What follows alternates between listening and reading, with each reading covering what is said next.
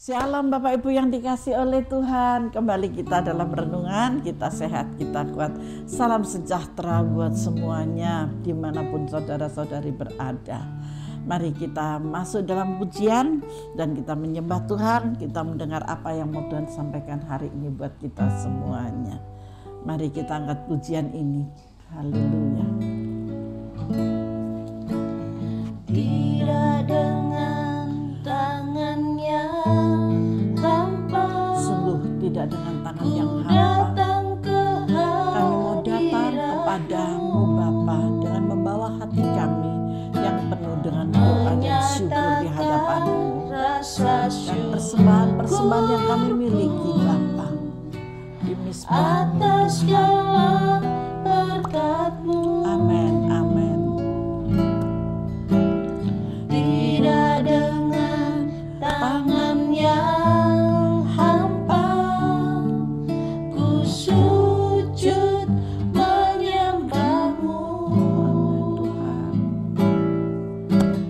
Persembahkan seluruh hidupku di atas mezbah-Mu. Segalanya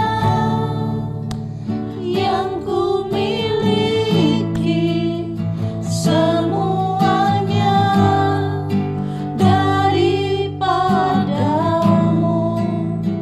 Kan ku bawa persembahanku yang terbaik hanya bagi-Mu. Segalanya yang ku miliki, semuanya daripada-Mu. Kan ku bawa persembahanku yang terbaik hanya bagi-Mu. mari sekali lagi kita katakan, Tidak dengan tangan yang hampa, ku datang ke hadirat-Mu. sungguh Tuhan tidak dengan tangan yang hampa. Kami boleh datang dalam hadirat Menyatakan rasa syukur untuk menyatakan rasa syukur kami di hadapan atas segala berkat-Mu. Tidak dengan tangan yang hampa, ya Bapa. ku sujud menyembah-Mu. Amin, Persembahkan seluruh hidupku di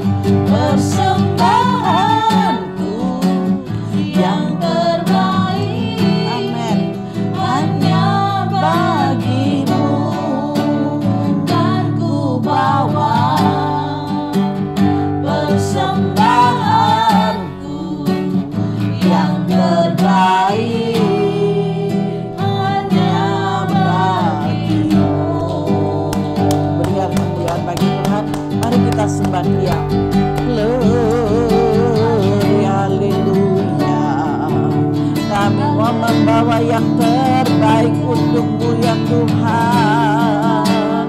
Persembahan kami yang hidup, yang berkenan kepada-Mu ya Tuhan. Haleluya, haleluya. Bapa terima kasih. Glory bagi-Mu Yesus. Haleluya, haleluya. Bapa terima kasih. Terima kasih ya Yesusku. Haleluya. Glory, haleluya. Haleluya Bapa, kami bersyukur. Mari kita satu dalam doa. Bapa, kami bersyukur Tuhan. Kami mau membawa yang terbaik untuk Engkau Bapa.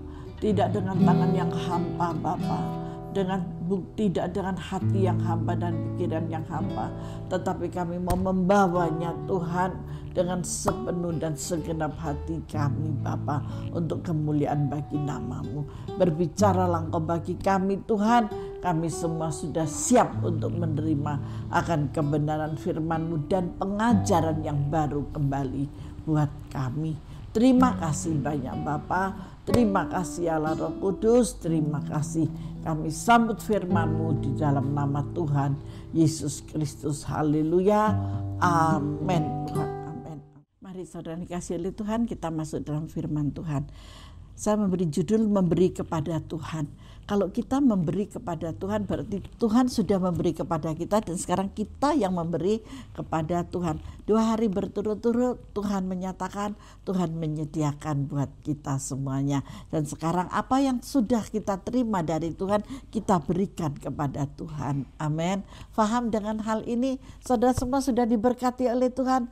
Kembalikan apa yang menjadi milik Tuhan sesuai dengan apa yang ada dalam firman-Nya. Saya mengambil dari sedikit aja, dari persembahan persepuluhan aja, tidak persembahan-persembahan yang lainnya. 100% yang saudara terima, 10% buat Tuhan, 90% buat saudara. Saya tidak membahas di sana, tetapi saya cuma mengingatkan ketika saudara diberkati oleh Tuhan, biarlah saudara juga mengembalikan apa yang menjadi milik Tuhan. Mari kita masuk dalam firman Tuhan ya.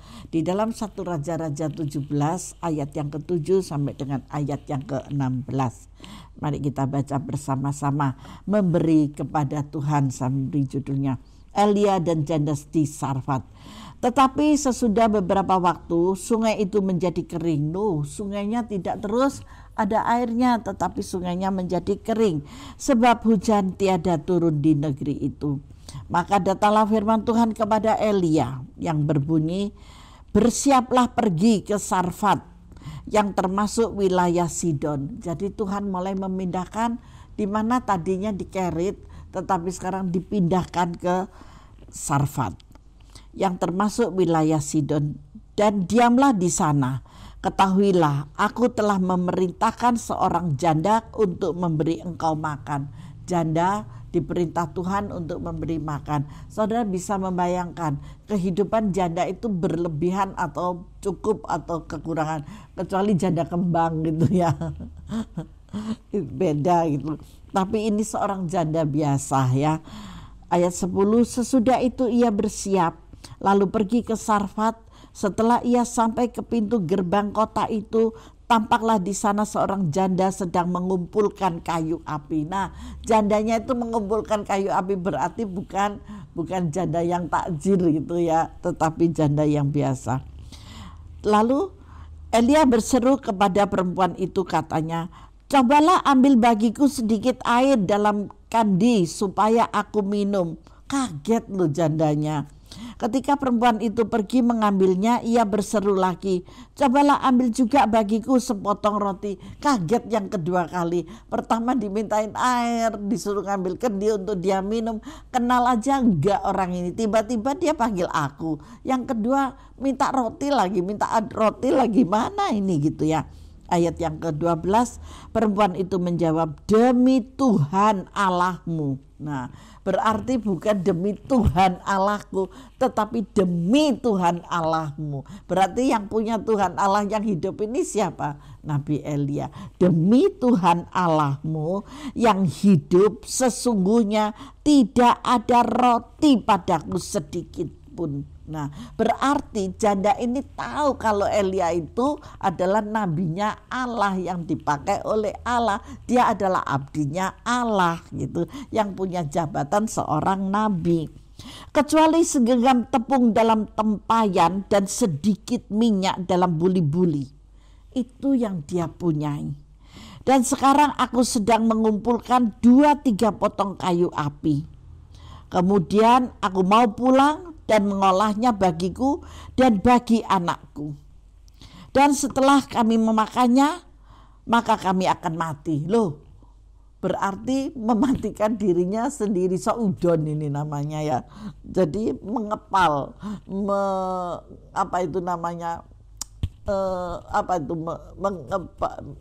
saudon, memberikan ke dirinya sendiri, ngepal dirinya itu apa sih? Yang saya maksud itu mengata-ngatai dirinya sendiri bahwa sebentar lagi aku akan mati gitu ya. Ngalup gitu ya, katanya pelayan Tuhan yang satunya ini ngalup gitu. Ngalup. Jadi dia mengatakan bahwa dia tidak percaya dengan mujizat. Dia tidak mengenal Allahnya Elia. Dia tahu Allahnya Elia, tapi dia tidak tahu bahwa Allahnya Elia itu bisa membuat mujizat Jehovah Jireh tadi, yang beberapa hari kita sudah mendengarnya, mulai dari hari Senin, Selasa ya itu sudah, dan hari ini didatangkan ke arahnya si janda ini.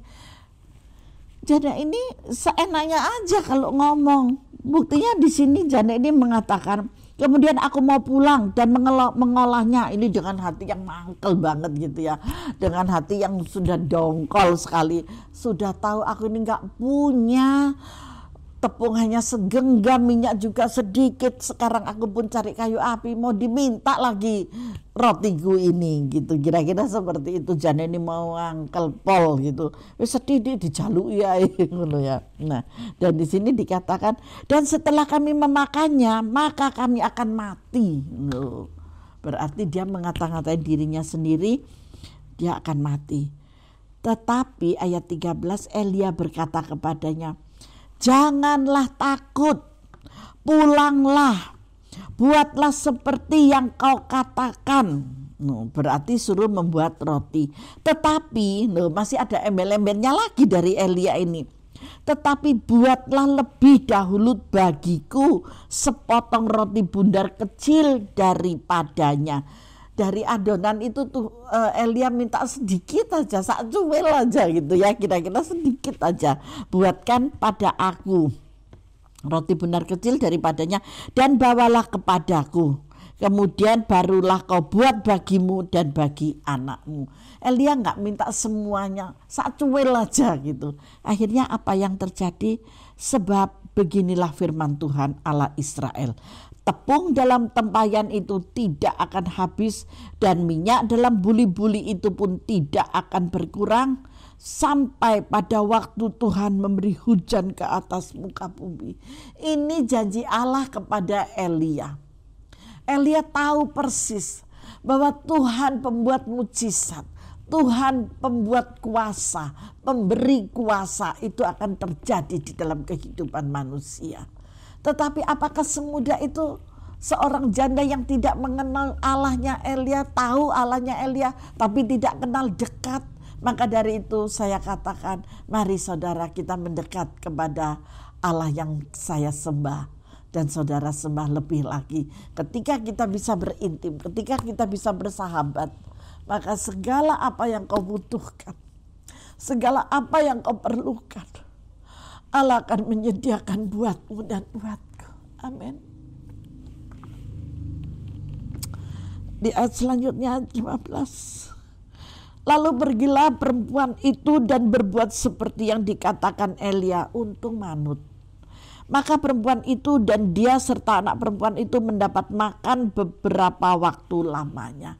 Karena taat, Karena seorang janda, seorang ibu yang hidupnya pas-pasan ini tadi, yang dia hanya cuma punya segenggam tepung, dia merasa bahwa segenggam ini hanya untuk dia dan anaknya, setelah itu mati karena mati kelaparan, gak ada yang dimakan maksudnya.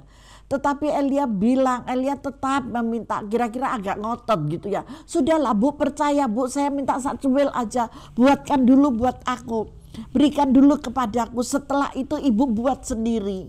Nah, jadi bukan ibu buat lalu saya minta, tidak. Tapi tolong Bu, buatkan untuk aku Bu.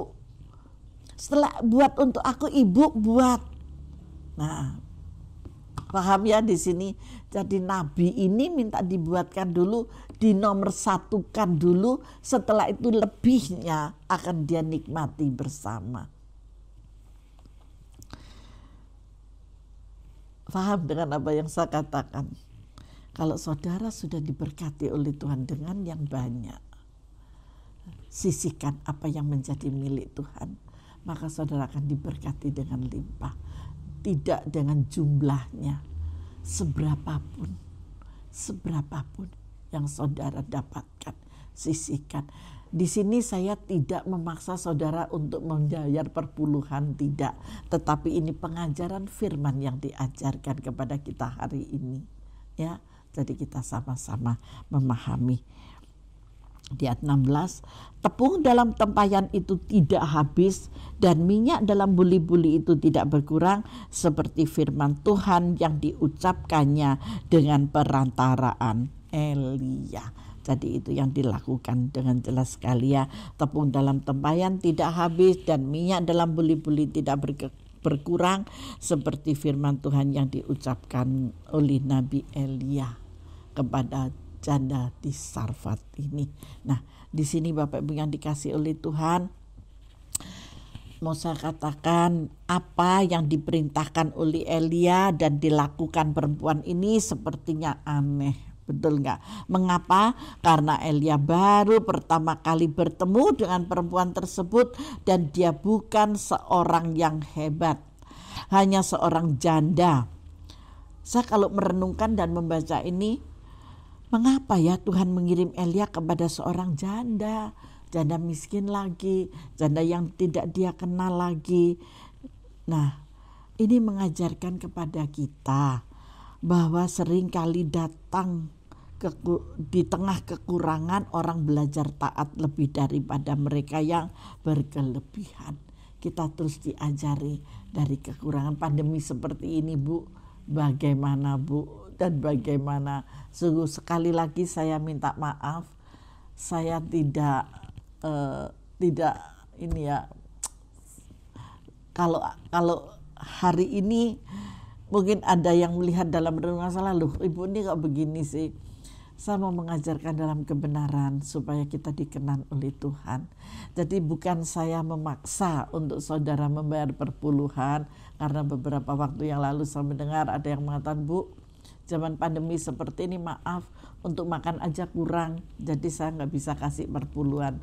Saya tidak menyinggung hal itu, tapi saya mengajarkan dalam kebenaran supaya kita dikenan, supaya perbuatan kita berkenan di hadapan Tuhan. Sayang ya kalau kita sudah memberikan yang terbaik dan Tuhan sudah pelihara kita sudah berintim dengan Tuhan, tetapi hanya karena hal yang saya sampaikan hari ini, akhirnya saudara mutung, akhirnya saudara salah paham dengan saya, salah paham dengan Tuhan. Sama sekali saya minta maaf karena ini adalah tidak keluar dari konsep firman Tuhan ya. Saya mau jemaat saya di Jehovah Rapha Ministry diberkati semuanya. Jadi bukan saya memaksa Bapak Ibu saudara-saudari, terutama jemaat saya, untuk harus membayar persembahan persepuluhan ini, tidak. Sekali lagi saya minta maaf, tetapi ini adalah kebenaran yang tertulis dalam firman-Nya. Sungguh saya mohon maaf ya, saya minta maaf sekali lagi. Jangan ada yang tersinggung, jangan ada yang salah paham. Amin. Bukan karena kata-kata yang sudah saya terima, tetapi ini adalah kebenaran yang Tuhan sampaikan kepada kita. Ketika Allah menjadi Allah Jehovah Jireh, kita mengembalikan apa yang menjadi milik Tuhan. Tuhan tidak melihat jumlah, tetapi ketaatan saudara itu yang Tuhan perhitungkan. Saya mohon maaf, sekali lagi saya mohon maaf. Saudara tidak bayar perpuluhan, enggak masalah buat saya. Tapi saya menjelaskan karena ini adalah firman Tuhan. Amin. Terima kasih ya. Jangan ada yang salah paham dengan saya. Jadi di sini saya kembali lagi, saya merenung mengapa Tuhan mengirim Elia kepada seorang janda. Ini mengajar kita bahwa sering kali di tengah kekurangan orang belajar taat lebih daripada mereka yang berkelebihan. Menarik di sini bahwa sekalipun janda ini belum pernah bertemu dengan Elia, tetapi dia percaya kepada Tuhan. Sama sekali dia tidak mengenal Allahnya Elia, tetapi dia percaya kepada Tuhan sehingga dia yakin betul bahwa Elia adalah nabi yang diutus oleh Tuhan buat dia. Kalau orang zaman dulu mendo-mendo, nyaluk ngombene orangnya pakai baju compang-camping seperti pengemis gitu ya. Nyaluk yuk ngombene. Kalau orang ini pelit, mboten enten ngombe-ngombean. Sisliane mawon sepurane. Wong awan-awan kok ngene gurung tak umbe sampean jaluk, kira-kira seperti itu. Saya pakai bahasa Jawa ya, karena saya di Jawa. Saya di Jawa Timur, jadi saya pakai bahasa Jawa. Minuman belum saya minum kok sudah diminta, sana pergi gitu. Tapi orang zaman dulu itu selalu mengatakan mendo-mendo, kalau bilang ya menyerupai gitu. Padahal dia itu adalah utusan Tuhan. Nah seperti itu. Kalau di zaman sekarang sudah nggak ada. Ini sudah zaman firman Tuhan. Jadi jelas sekali dalam Alkitab ini. Paham ya Bapak Ibu yang dikasihi Tuhan. Maka dari itu, dari pelajaran yang baru kita simak, yang baru kita baca dari Nabi Elia ditemukan dengan janda yang ada di Sarfat. Elia nggak kenal dengan janda ini, dan janda ini juga tidak kenal Elia, tapi dia percaya bahwa Allahnya Elia itu maha kuasa, sehingga apa yang diperintahkan Elia kepadanya, berikan sedikit saja untuk aku dan selebihnya untuk kamu dan anakmu gitu. Nah setelah itu dia melakukannya, yaitu dalam ketaatan. Mari saudara dikasih oleh Tuhan, dari pelajaran beberapa prinsip dasar dalam memberi ini, dimanapun saudara berada, siapapun saudara, ada 4 resep buat kita, yaitu memberi harus dengan hati yang bersyukur. Ketika saudara mempunyai, berikan dengan hati yang bersyukur. Berapapun dan apapun yang saudara berikan kepada Tuhan, kalau tidak dengan hati, maka itu hanyalah kemunafikan dan kejahatan belaka. Maka dari itu saya katakan, kalau saudara tidak mau mempersembahkan, jangan engkau persembahkan. Tetapi kalau sedikit pun, seberapa pun jumlahnya, kalau engkau mau mempersembahkan dengan hatimu yang tulus, persembahkan dengan sukacita. Jangan pandang gereja, jangan pandang hamba Tuhan. Lo kenaan hamba Tuhan nih, wong omahe wis apik, montore wis akeh, kok pancet dikai persembahan. Jangan melihat ke sana, itu hal yang salah. Semua itu kita kembalikan untuk kemuliaan bagi nama Tuhan. Ya mesti aja ibu bilang gitu karena ibu seorang pendeta. No tidak, ini terlepas dari pendeta ya. Saudara, saya tidak diberi uang, saudara pun Tuhan tetap pelihara saya dengan cara Tuhan gitu ya. Nah ini, tanpa kita memberi Tuhan tetap kaya. Amin. Tuhan bisa memelihara umatnya. Tuhan tetap bisa memelihara hamba Allahnya gitu ya. Justru kalau Tuhan kita tidak memberi apa-apa kepada kita, maka selesai semuanya. Sebab hidup kita semua hanya karena pemberian Tuhan. Kita boleh menyadari akan hal itu. Jadi jangan sampai berdebat karena firman yang saya sampaikan hari ini, tetapi mari kita menikmati dan kita berhikmat kepada Tuhan. Memberi dengan hati yang bersyukur adalah dasar berpijak yang pertama dalam hal memberi. Jika tidak, maka semuanya akan menjadi sia-sia. Berilah dengan hati yang tulus, berilah dengan hati yang ikhlas tanpa bersungut-sungut.